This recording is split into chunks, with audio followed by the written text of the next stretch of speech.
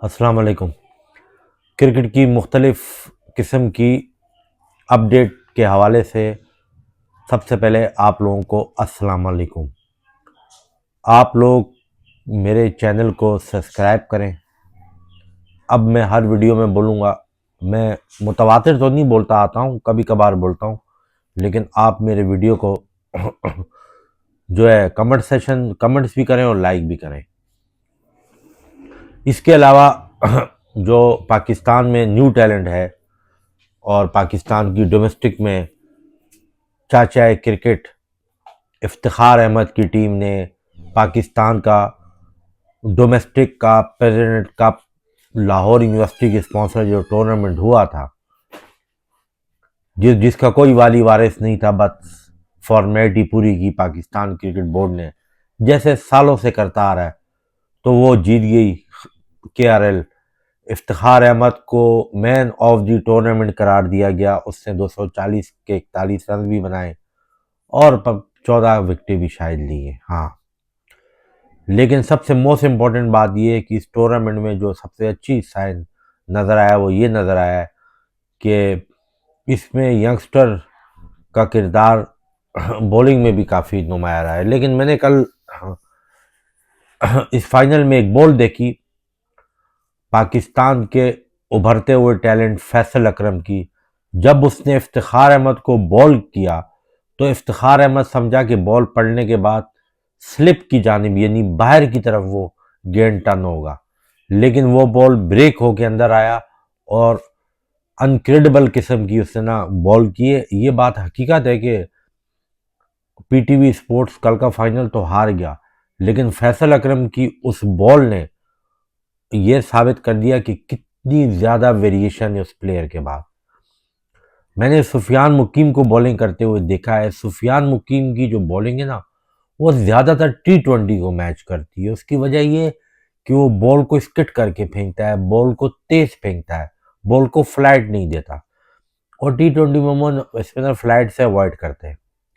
T20 में इसीलिए उसको जब बैट्समैन अटैक करने जाता है तो वो आउट हो जाता है।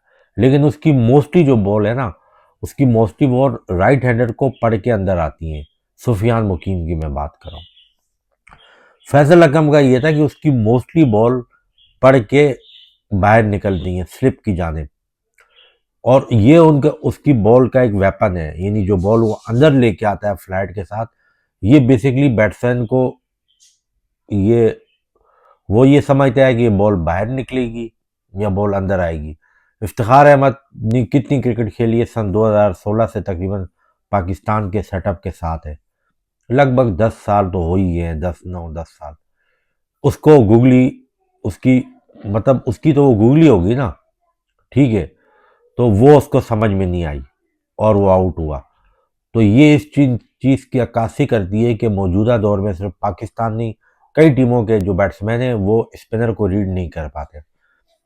उसकी बेसिक वजह जो है, उसकी बेसिक, और उस पर क्रिटिसाइज या क्रिटिसिज्म इसलिए नहीं करना चाहिए सिर्फ पाकिस्तानी बैट्समैनों को, क्योंकि दुनिया भर में जब से T20 2008 में इंडक्ट हुई है इंडिया ने, वो इंडक्ट होने के बाद जो एक्चुअल क्रिकेट की ब्यूटी है वो ख़त्म हो गई है।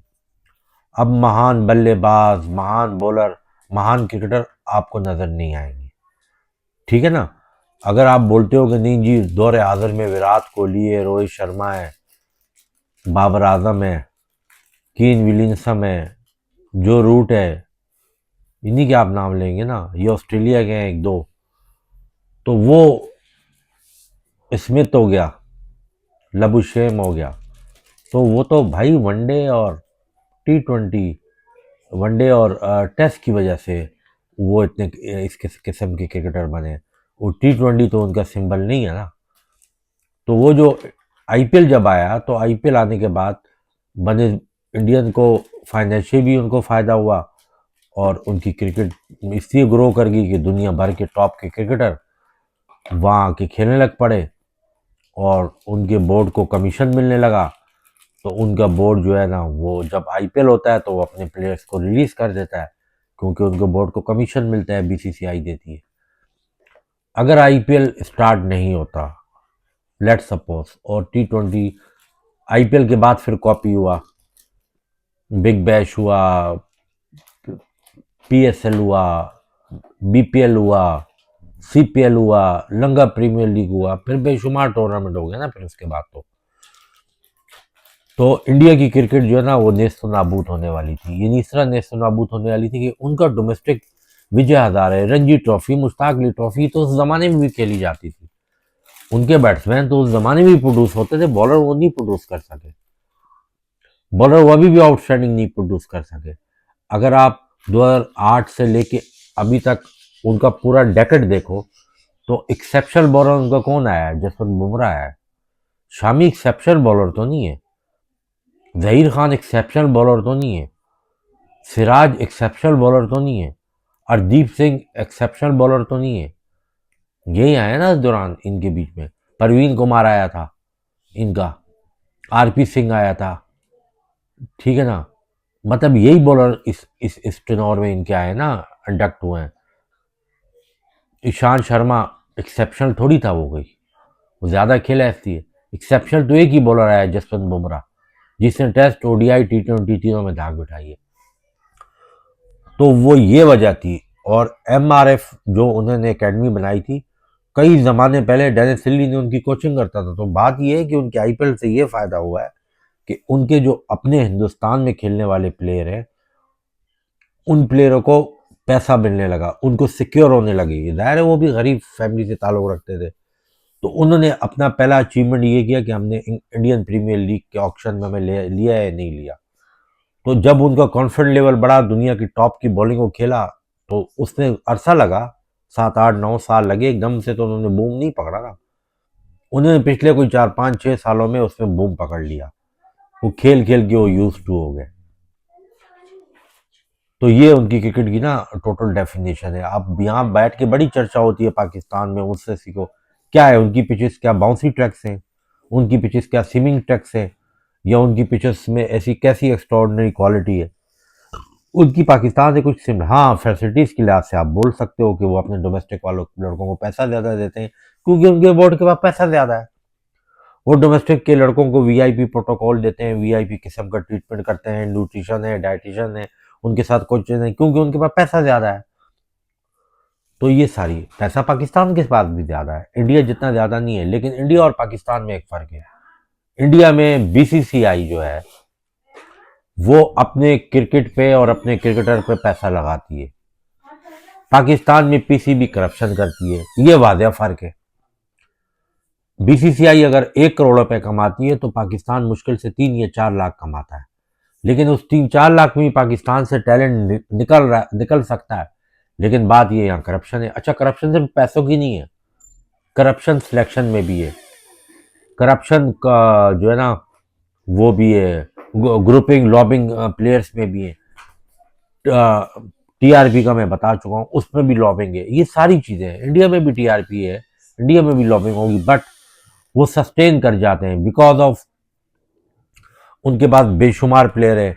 अब उनके प्लेयर जो है ना वो जो है वो क्रिकेट ज़्यादा खेलते हैं, उनके डोमेस्टिक में लड़के, लड़कियां भी खेलती हैं, वर्ल्ड चैंपियन बन गए, ताकि हम क्रिकेट में आए, क्रिकेट में कुछ करें। ये तो सारी बातें थी क्रिएशन वाली।